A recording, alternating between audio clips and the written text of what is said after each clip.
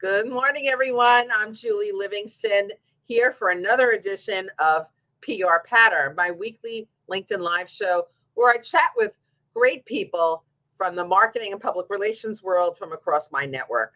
I am so delighted to have my friend, colleague, and neighbor, Sherry Goldman, on today. Sherry is president of Goldman Communications Group, an award-winning public relations agency which she founded in 1996 after holding senior management positions at several public relations agencies. And actually, I think our paths also were kind of parallel at that point. I think you were at Roland for a while, and I worked with them a lot when I was at the World Gold Council.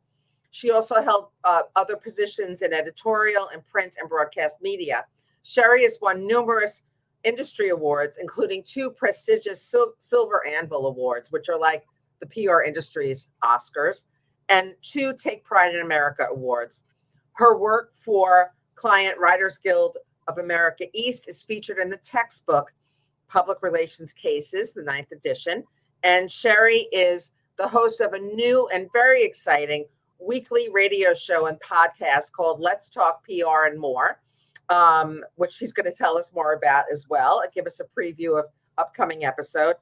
And impressively, she's an adjunct professor in public relations at the City College of New York.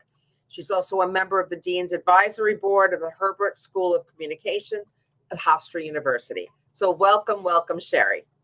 Hey, Julie. Thanks for having me. It's great to be here. Yeah. Well, you know, in the public relations space, so many of us kind of abide by the PESO model, which merges the 4 media types into more of an integrated and measurable program, which has been helpful. So it's paid media, earned media, shared media, and owned media. But earned media continues to be really the jewel in the crown. Wouldn't you agree? That is really when you build the brand credibility. Not only is it the jewel in the crown, but it's the only thing that is uniquely public relations. I mean, a lot of people claim to do paid advertising. Folks say they do paid, and we do paid and sponsored content, and you pay influencers. But earned media, publicity, media relations, getting that editorial coverage, that third-party endorsement that comes with it, is uniquely public relations. And I think it's probably one of the most valuable things that we can do, because it's not you saying something about yourself. It's That's leveraging the authority, the credibility, the vetting of a trusted organization, whether it's the Wall Street Journal, whether it's ABC News, or whether it's a trade journal like Sporting Goods Business or Real Estate Weekly. I mean, that is to where people turn to for information, and earned media is the place that you get it. I couldn't agree more. I mean, I happened to be myself featured in the New York Times a few weeks ago in the Metropolitan Diary section. And, you know, it was such a thrill. Of course, it was the New York Times. It was a true story I had submitted. But seeing your name in print in a trusted on a trusted platform, a media outlet, there's just nothing that compares with the prestige, status, and believability that communicates. The believability, because it's not even you seeing, it's when somebody else sees it. Your client, your prospective client, your prospective employee, your employees, your strategic partners, whatever.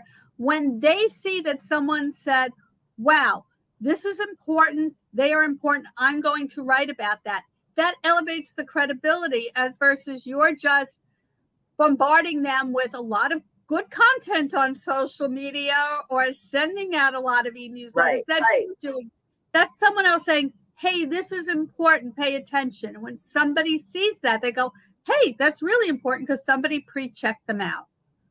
Totally. And it sticks, right? It has that sticky power to stay in a stakeholder's mind, I would say. So yes, because it's usually more objective. I mean, it's usually put in a context that is more meaningful than, again, you're just pushing sales messages out there. It's really more educational. It's more informative. It's timely. It's all of those things, right? So in the past, I don't know, 3 years even, I mean, things are changing so fast in the public relations field. It's unbelievable. It's at lightning speed. There's been so much media consolidation, mergers and acquisitions, the loss of outlets like BuzzFeed News. There's there are a lot more paid editorial opportunities, which don't carry as much weight as the fully, earned media placements that we get. Journalists, there are less journalists out there and on certain, for certain outlets, right? They're covering multiple beats and they're very stretched. It's harder to reach them, right? There are very few phone call conversations that you have with a reporter these days. It's so much by email, text, whatever. And there are a lot of other outlets beyond just traditional newspaper, magazine, television, radio. There are newsletters now, some published by journalists themselves to promote their own stories, podcasts. There are just a lot of ways to get to garner earned media coverage. So how do you work with your clients to create news that's really going to attract the interest of a journalist and get that story written to feature your client? That's a great question, Julie, because a lot of what you mentioned, even journalists having something and then they repurpose it on social or their e-newsletter, goes back to what's the story that you're pitching? Because as journalists are busier, as it's perhaps you reach them more by email for a first pitch than a phone call, as versus there's less places to target, it means that your pitch has to be targeted. Yeah. It's no more, hey, we're here, write about us. It's what's the story that you're pitching? And the story that you're pitching really can't be all about you. I tell my clients, right. My clients' are important. Of course they are, and everyone should write about them. But a journalist is not going to say, great, Sherry's client just hired a PR agency. That makes them timely. Because, everybody who hires a PR agency thinks they should be written about today because the clock is ticking on the PR budget. So what makes news? What makes it timely? And working with clients to determine what the story is, not their sales message, not what their value proposition is, but what's the story? And the story has to be the story that the journalist's audience has to hear, because the journalist is in the business of servicing their audience, their readers. So if it's a newspaper, who reads their paper? Right. If it's a radio station, who listens to them? Right. Station? And what are they interested in? What are they interested in? So, I have a client that's a credit union. Let's say they're all over the place and they want to be in the Brooklyn Courier. Well, the Brooklyn Courier doesn't really care about what they're doing in the Bronx, even though they have branches in Brooklyn. They want to know about Brooklyn. They only want to know. Don't tell me about the event they're doing in the Bronx, even though they're based in Brooklyn. Only tell me what they're doing in Brooklyn. So it really means identifying what the story is, okay? And it may be 20 different stories for different reporters, and then doing a really targeted pitch. And when you're pitching things, depending on what you're pitching, I work with some green tech startup companies.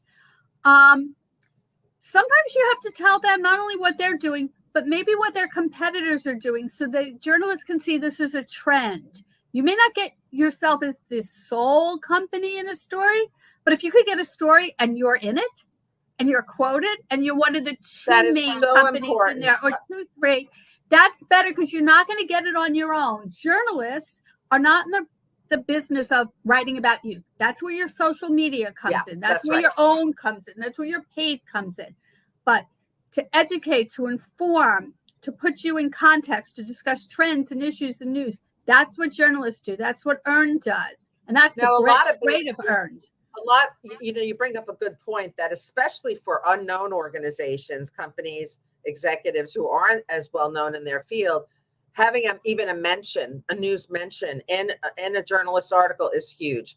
And I think that sometimes, companies think that they think that no matter how small they are or unknown they are, they deserve that ink, right? And that's just not how it goes. That's not what the journalist block to get that first news mention, those first few news mentions, and then go up from there. Right. Well, first of all, journalists are not in the business of doing that for you. They'll say, pay for it. No. Second of all, yes, get the news mention because you know what? and then repurpose it. Send it out to your email list. That's where you do all the other parts of Peso. But you could be mentioned in many articles. If a journalist has a beat, like I represent a real estate REIT, so we work a lot with Real Estate Weekly and Southeast real estate business, that kind of thing. So if a journalist is covering what's happening in the Atlanta market, and they can always quote my client, even though my client is at news, that repeat business being thought of as an authority is really important. But for a company that's doing it, it takes a step back and say, where do I fit in? What am I an expert on? What can I educate on? And sometimes when you reach out for earned media, you talk about being a resource. So here's who we are, and here's the things we can talk about if you're ever doing a story. Or if you want to learn about, I'm happy to, That's another great way to get, when you're sort of unknown or under the radar, I'll say, that's another great way to get your expertise recognized, is by serving as a resource. And sometimes, early on, you may not even be featured in the story, but eventually, if you continue to develop the relationship with that reporter on that particular topic of expertise, you should eventually get in there if what you can offer is different. And don't keep spamming the reporter. So don't put the reporter on your email news list, and don't this, because they won't open it. And then if you have something to tell them, they're not seeing it. They get about 3,000 emails a day. So they're not going through your thing. Be really targeted, be really smart. Tell them what their story is. Tell them who they can interview, but tell them why it matters to their readers. And it's not because you want it. I'll give you a great example. Yeah. One of those green tech clients, they were based upstate in Rochester, and they only wanted to be in Crane's New York business. Why? Because the New York investment community reads Crane's New York business, and they needed angel money. And I have a good relationship with the reporter, and I was talking to him, and he goes, but they don't do anything in New York. They're based in Rochester. Their pilot program is not here. We're not in the business of helping them get their message out to the people they want to reach.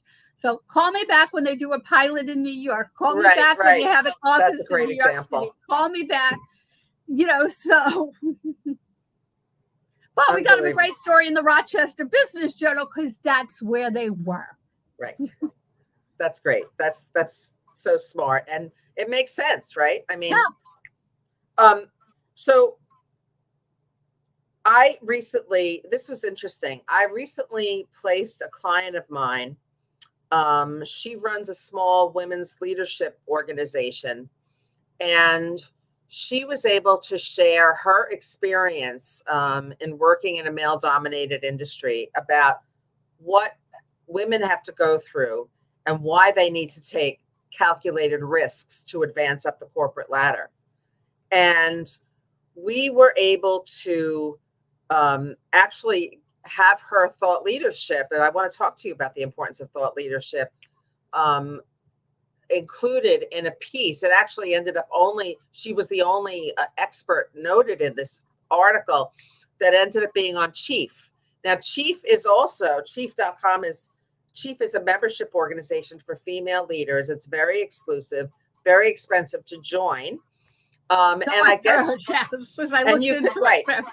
and I guess you could even say that they're sort of a competitor to my client's organization, but her organization is quite small.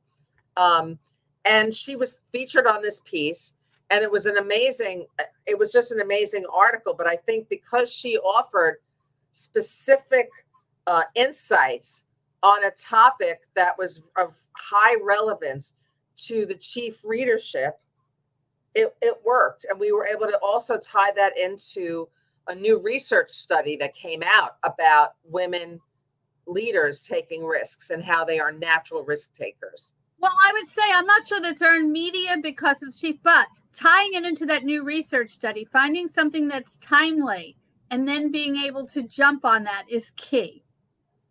Now, why would you say it's not earned? Just because you didn't pay for it, because it's a member organization, and they only sent it to their members. So it's got it. Okay. Earned media is traditionally print broadcast and yes, some online media that's not paid for. So it's kind of that hybrid where you're thinking it's earned because you didn't pay for it, but chances are if she was not a member, they would probably not take it. She's not a member. She's not interesting. Okay. No, but in addition, but it has a limited, what you're saying about having a limited And that's okay audience. because trade magazines have a limited audience. Right. I mean, finding your audience and then finding the publications that reach them is key to being successful. Yeah, but I've now taken that piece that was on Chief and taken that same topic, but given it a new perspective, like a new spin, and in a byline piece on the same topic about women being natural risk takers and how you can take smart risks, more of the how to do it. And that byline is now on Thrive Global. So we've gotten a lot of mileage out of that particular story. And that's great. Yeah. And again, tying that into something timely, so it's relevant. Those media is going to want to cover it because it just came out. And certainly what it ties together is timeliness and a case study.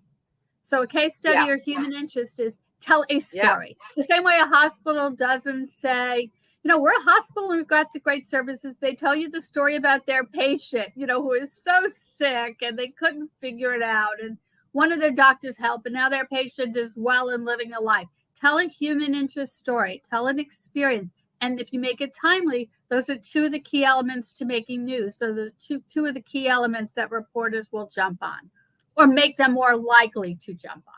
One of the things about media relations and what we do, Sherry, is that as publicists, we guide our clients as to what stories we think will have traction, right? We help them to shape and develop the news that they want to create. But we also vet the media outlets that we go to. Yep. Right? There are so many media outlets. You call them media outlets. They might be smaller or very niche publications that may not have the right kind of credibility. They may not have the right audience. And we help clients to vet them. I was just working with a company in the medical space that never had public relations counsel. They've been in business for more than 30 years. They were very fortunate, and they say they never really got some bad press. And then they got into a crisis situation. And they didn't realize, I think it was during this crisis that they realized the value of having public relations counsel and somebody to represent them and help them to navigate how to communicate and work with reporters. Can you comment on that? Well, I think one of the things we offer is that objectivity. We know what reporters think. We know what reporters deal with. And I think, a lot of clients think they're so newsworthy, so important. We'll just send it out and people will jump. And reporters are not mean, okay? Reporters are objective. So even if they're doing a story on you, they're still going to vet to make sure the information is correct. Right. So it's not, oh my God, they're doing a scathing job. The answer is they're not there to do your advertising. No.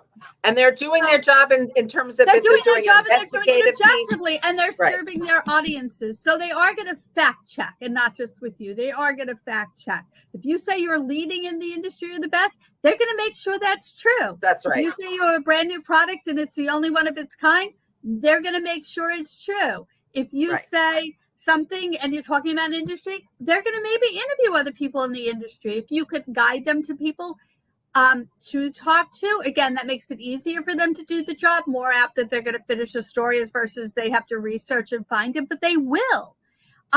For your client, there's a lot of people who think they can get away without PR, especially these days when everybody goes, and I've seen this and you've seen it even when pitching business, we'll just do online media and my kid could Instagram, and you'll go, what's the strategy? And they'll go, they know how to post. They just think there's a thing of you throw it out there and it works. And that's a piece of the puzzle. But what's the reputation and how are you controlling it? And then it's based upon your money, So what's your reputation? And there's something to be said. And I'm the shoemaker's child, right? You said I have a new radio show. It's really hard for me to do PR for myself when it comes to earned media. I did a little bit. But when it comes to earned media being the intermediary between a reporter and a client, it's better to have an outside person. a lot of people call some of my clients directly, and I always say to them, refer me. Yeah. So they get the email, they send it to me, and I go, hey, and I just know the question is, what's your deadline? Give me the context of the story. You're never going to get the question. And then I can prep my client before they do the interview. Right. And then they're going to have a better result. Better answers, a better result. They know how to answer the questions correctly, not lying, but put it in context. Or they can go through the hard things where they go, oh, I don't want to say something. I'm like, no, you need to. So here's what we're going to discuss. So we prep our clients ahead of time. We prep them about the media they're going to interview and the journalists. So they are better prepared, better results. Right. We know the language. We want them to use that. We'll present their brand appropriately and in their best light. Let's just talk a little bit about thought leadership. And then I want you to tell us about your radio show. How has thought leadership become so prominent and so critical today for leaders are the face of their company, their brand. They're no longer, that they have a face, they have a personality. And I find that, well, when I pick a vendor I want to do work with, right, I want to know who that person is, who that human is behind the title. And so I think that has increased the value of getting thought leadership out there in earned media placement. I'll agree with all of that, but I think, a lot of what has driven thought leadership is we've always done thought leadership, but it was speaking engagements and writing a blog.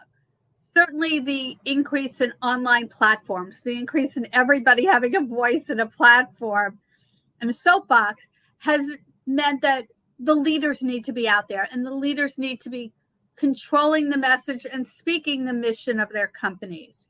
And that is important because people want to know them, but they want to know that that person's, in addition to knowing them, that they're in charge, that they are walking the walk, just not talking the talk. That's right. Yeah. So it means, getting it out there, but in the right places. But it is an important piece of the puzzle. Yeah, it definitely is.